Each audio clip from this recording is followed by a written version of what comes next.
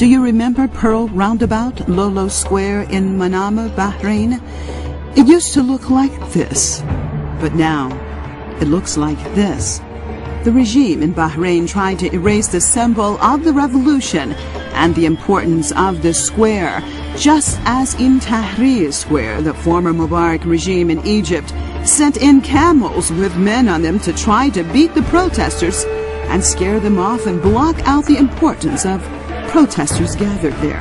Now from Tahrir, we go to Taksim Square in Istanbul, Turkey. The Turkish government has decided that the most well-known square in the country, along with Gezi Park, should be made into a shopping center.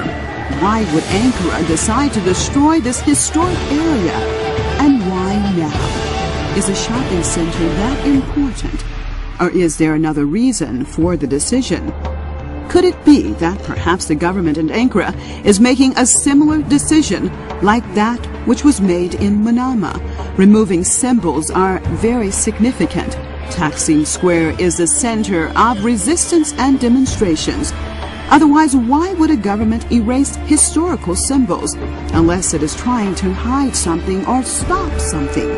In Manama, the government destroyed Lolo Square because they thought it could stop the revolution in progress by destroying the place that people would gather for demonstrations.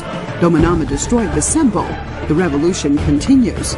And in Turkey, from the decision made by the government to destroy this historic area has come the outcry of the Turkish people. From the plan to cut down the trees of Gezi Park and transform this area, Ankara is witnessing the transformation of its people from keeping quiet to rising up.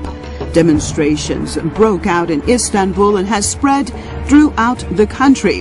There are no longer demonstrations protesting just the destruction of a historic area. There are protests against the destruction of the direction that the Turkish people want their government to go in. The government has responded harshly with tear gas, water cannons, and arrests. Many people have been injured, and at least one person, according to latest reports, has been killed. The Turkish people are fed up with a government they see as more and more going in a different direction than what its people want. The Turkish people did not want its nation to get involved in the Syrian situation, but the government did. The Turkish people kept saying that they had no problems with its neighbors and that ultimately by being involved it could affect Turkey itself. But the government of Tayyip Recep Erdogan continued to have a deaf ear towards its people and continued working with the Americans and the Saudis and others to overthrow the government in Damascus. The Turkish government approached the Syrian situation as if there was sheer hatred for the Syrians. Even recently, a new bridge was built in Istanbul and named Yavuz Sultan Selim. Why did you decide to name the bridge after the king who killed tens of thousands of Alavis and fought with Iran and conquered Syria? What message are you trying to give? Are you promoting blood being spilled? Why don't you promote peace? Why have you chosen a path of confrontation and hatred?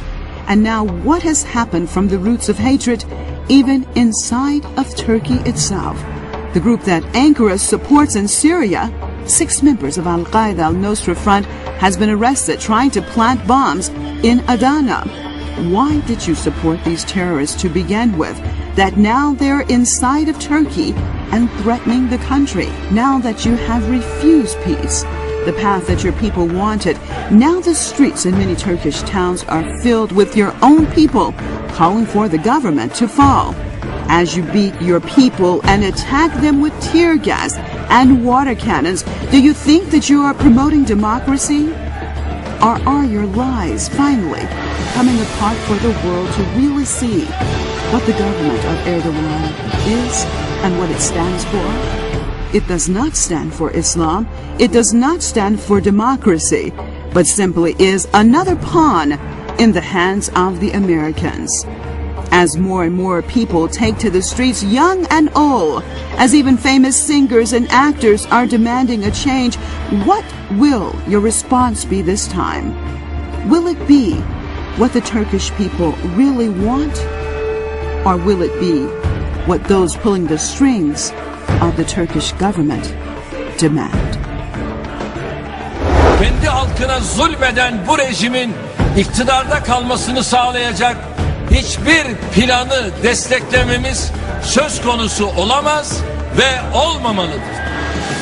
Kendi halkına zulmeden bu rejimin iktidarda kalmasını sağlayacak hiçbir planı desteklememiz söz konusu olamaz ve olmamalıdır. Ve halkın sesini halen baskı ve şiddetle susturmaya çalıştığını görüyoruz.